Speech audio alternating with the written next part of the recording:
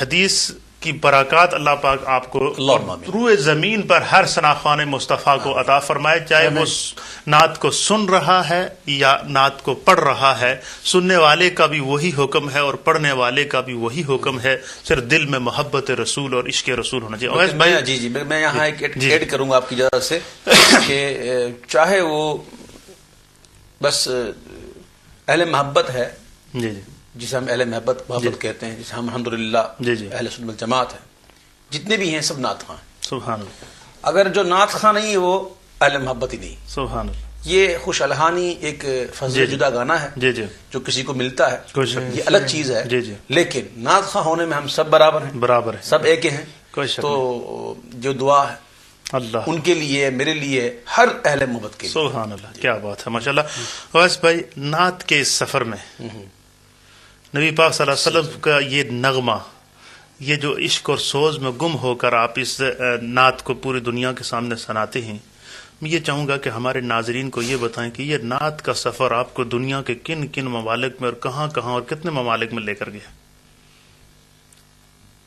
عدم سے لائی ہے ہستی میں آرزو رسول، کہاں کہاں لیے پھرتی ہے جستجو رسول۔ کیا بات ہے، مجھے تو واللہ اب یاد بھی نہیں رہا میرے بھائی کہ میں کتنے ملک گھوم چکا، دیکھ چکا، لیکن اللہ کا میں شکر ادا کرتا ہوں، بڑا شکر ادا کرتا ہوں سبحان کہ میں جہاں بھی گیا میں نعت خوانی کے لیے گیا۔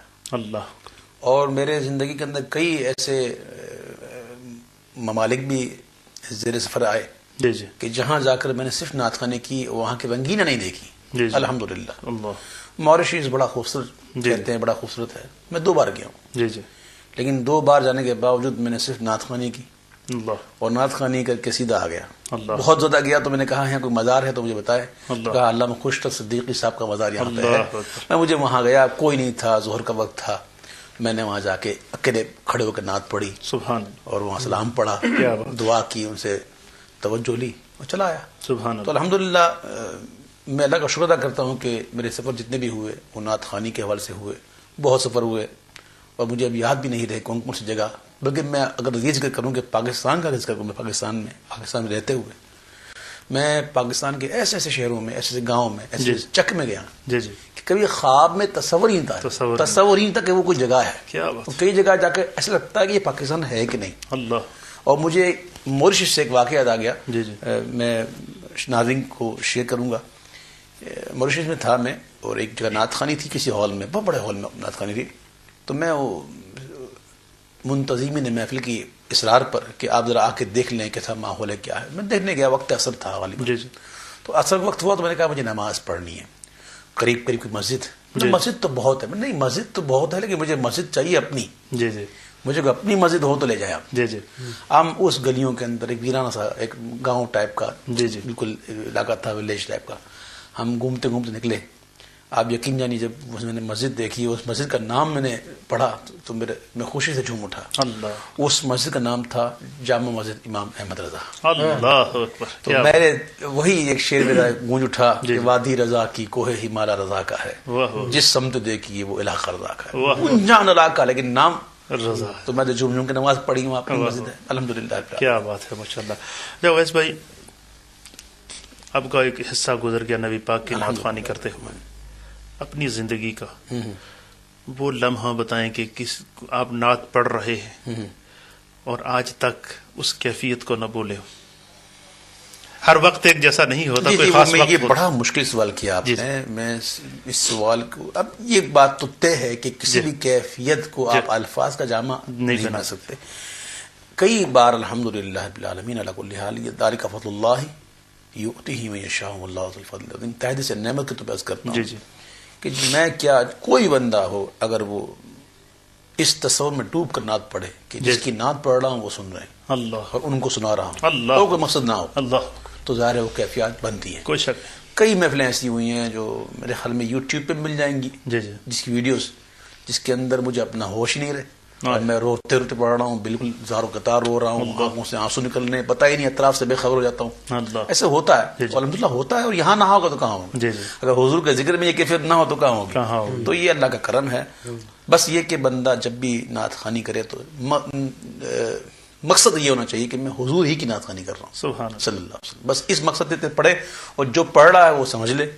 اسے الحمدللہ رب العالمین ثم الحمدللہ کہ میری یہ عادت ہے، بہت پیاری عادت ہے. میں کہتا ہوں کہ میں اعلیٰ حضرت کے کلام بڑے پڑھتا ہوں، اور مجھے مشہوری بھی الحمدللہ اعلیٰ حضرت کے کلام کے حوالے سے ملی ہے. لوگ مجھے جانتے ہیں تو کہتے ہیں کہ اعلیٰ حضرت کا کلام پڑھتا ہے تو یہ پڑھتا ہے. یہ میرے لیے بہت بڑا اعزاز ہے.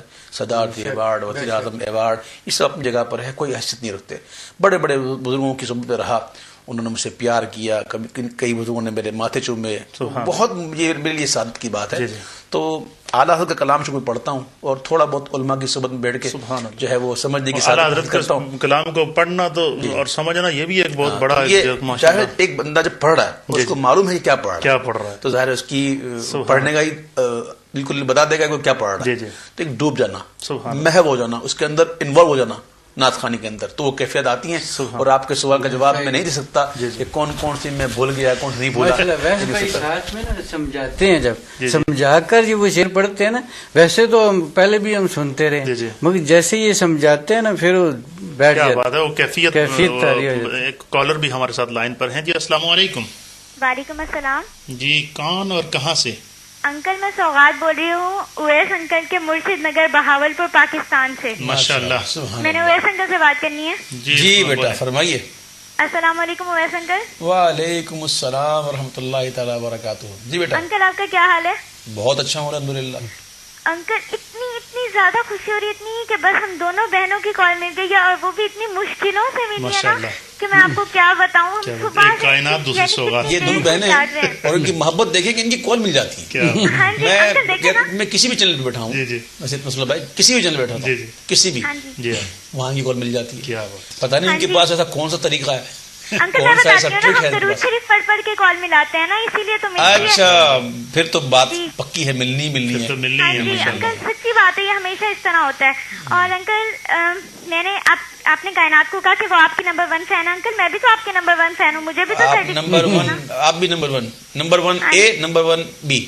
ٹھیک ہے، آپ A1 گریڈ میں ماشاءاللہ. اچھا انکل نہیں ہے.